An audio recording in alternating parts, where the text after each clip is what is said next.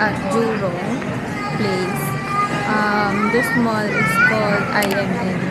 Actually, medyo kanina pa kami dito pero na-overwhelm ako sa mga stores.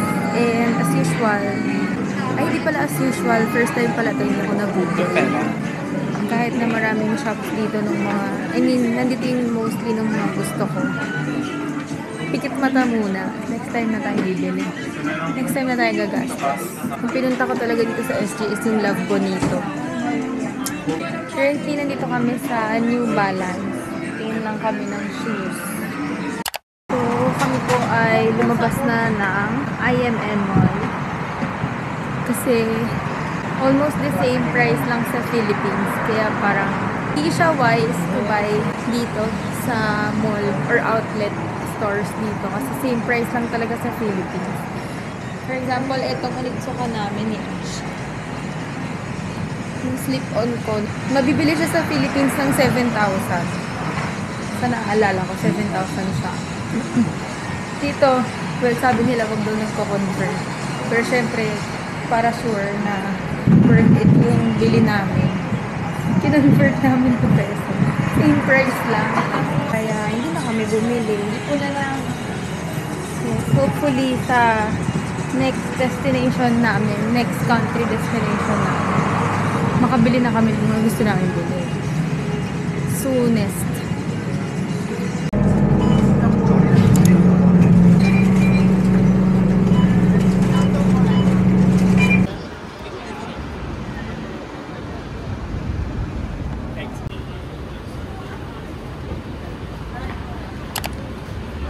Hello everyone! We're now here sa Orchard Road. May merienda lang kami dito sa Edgy Slot.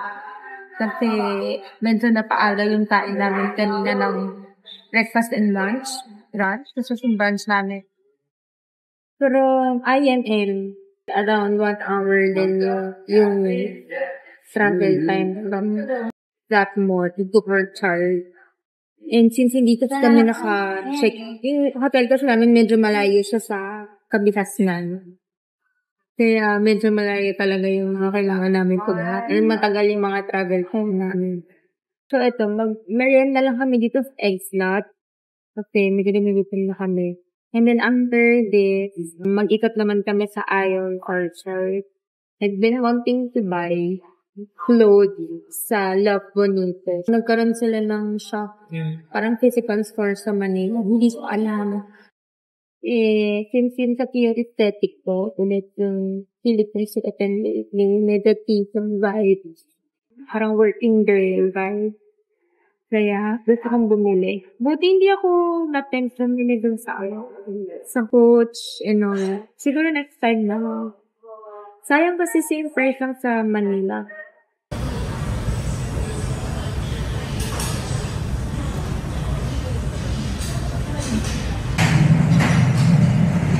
What's yours? Sausage, egg, cheese sandwich.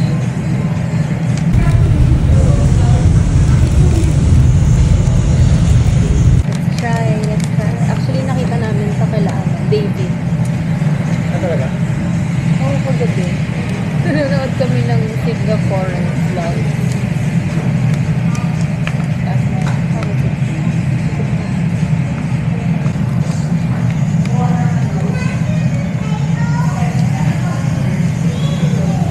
In fairness, very generous sila sa dito. Sana all. Sana gawin lahat ng exam sa Pilipinas. Sana gawin lahat ng exam sa Pilipinas. We are now here at Ion Orchard. Ako lang pala. I'm just looking for the Love Bonito store. Because dun talaga nakalaan ang aking budget for today's video. Nag-separate muna kami ng parents ko and family ko kasi bibili daw ng dunk si Rena. Sana all.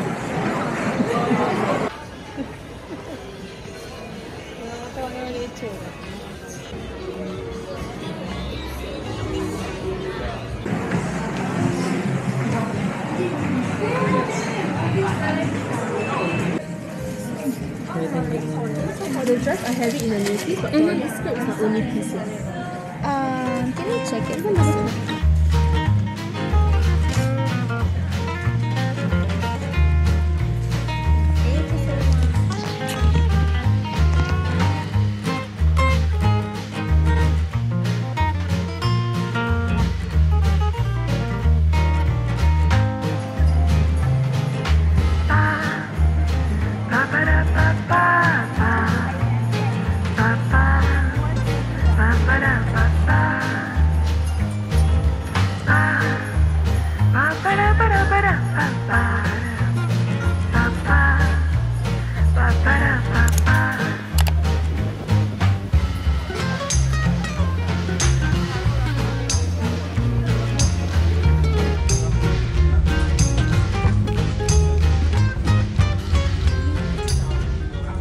Hello everyone! So we're finally back sa hotel.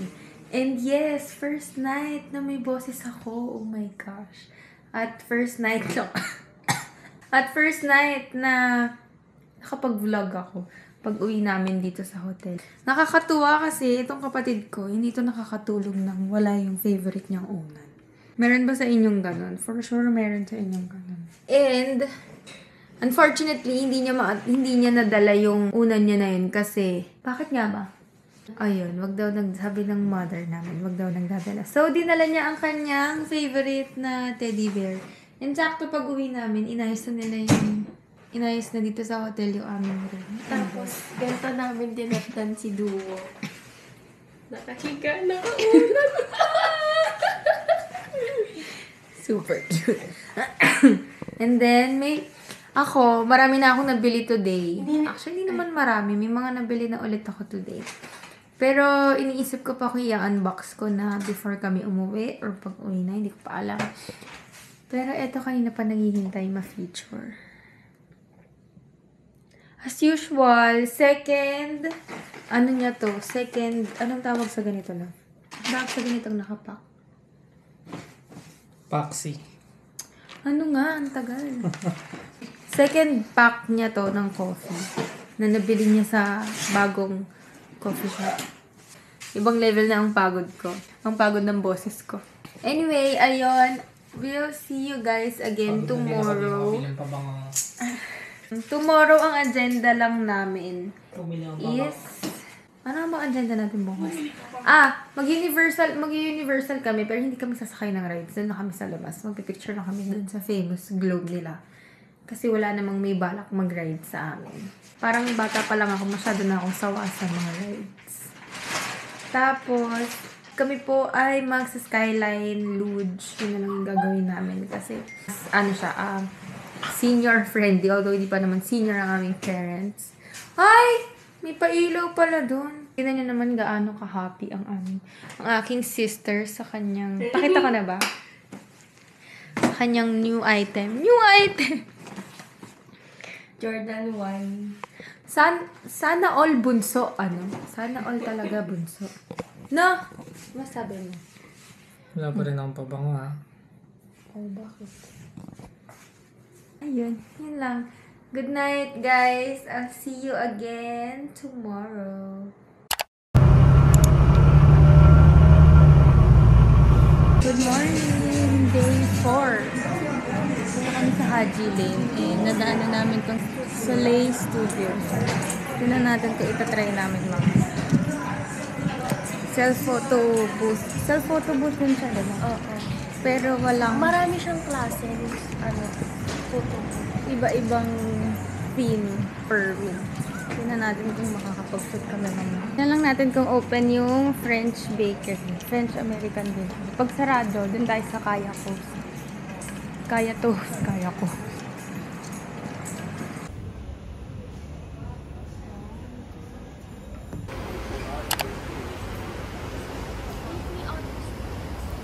We're here at Yakun Kaya Coast. Kaya Coast ako ng Kaya Coast.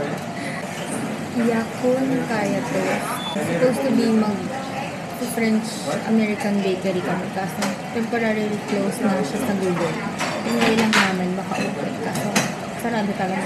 So, sakto. Gusto ko rin yung Kaya Toast. And second to the last day na namin.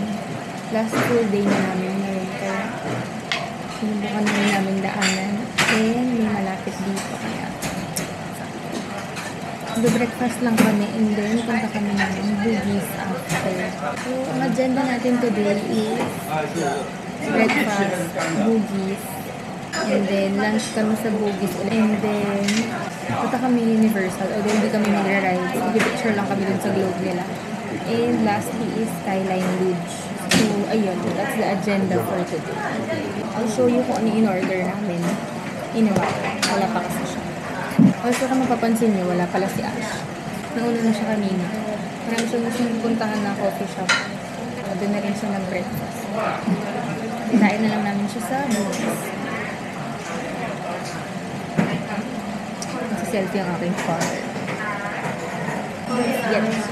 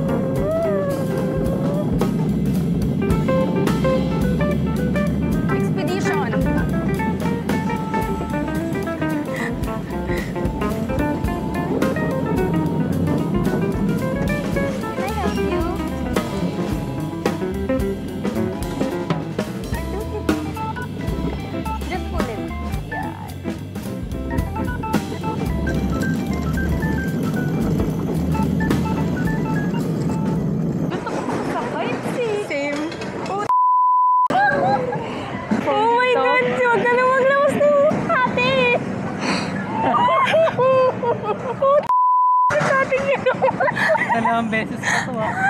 Ako na! Last na wala to! Wow! Ang taas! Hi! Walang nasa alanganin dito ah, medyo mataas na. As you all know, meron akong fear of heights.